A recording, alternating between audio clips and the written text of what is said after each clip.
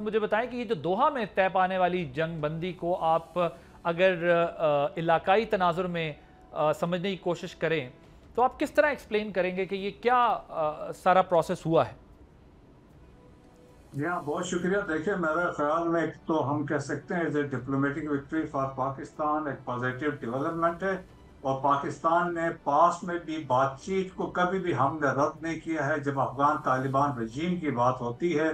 अब political leadership ने बातचीत की है, आपके मिलिट्री लेवल पे बातचीत हुई, इंटेलिजेंस के लोग वहां पे जाते रहे हैं, बातचीत होती रही है।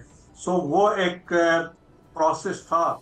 और जब ये वाकयात जिस तरीके से हुए हैं, जिस तरह प्रॉक्सी सेपरेट कर रहे हैं अफगानिस्तान से, और जिसके बाद हमारा रिस्पांस गया, और इसके बाद जो दरमियान में तुर्किया और कतर के जो हमारे ब्रदर मुल्क है वो दरमियान में आए हैं, तो बातचीत का उन्होंने एक प्लेटफॉर्म दिया।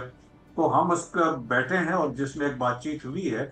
सो इसमें नटशल ये है कि पाकिस्तान की विक्ट्री है। दी लूजर इसमें भी जो है, जो हम कह सकते हैं रुसवाई हुई है, वो इंडिया की इसमें भी हुई है। और लेकिन देखिए, वन पॉइंट एजेंडा जो पाकिस्तान ने फोकस किया है, दैट हमने बड़े वाज़ेह तौर पे कहा कि पाकिस्तान की सरजमीन जो अफगानिस्तान की सरजमीन है, that should not be use for terrorist hide outs के तौर पे, और वहां से क्रॉस बॉर्डर टेररिज्म ना हो।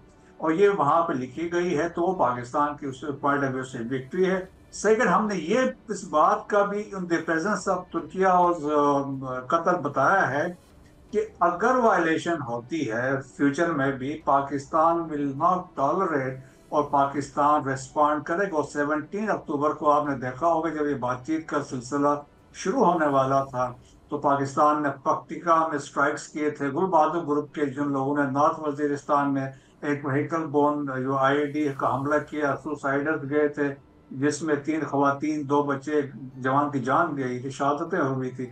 सो उसका जवाब भी दिया गया क्योंकि इनके प्रेजेंस बॉर्डर की उस तरफ थी। सो ओवरऑल हम कहेंगे तो एक स्टार्ट है, स्टेप टुवर्ड्स सीज फायर है।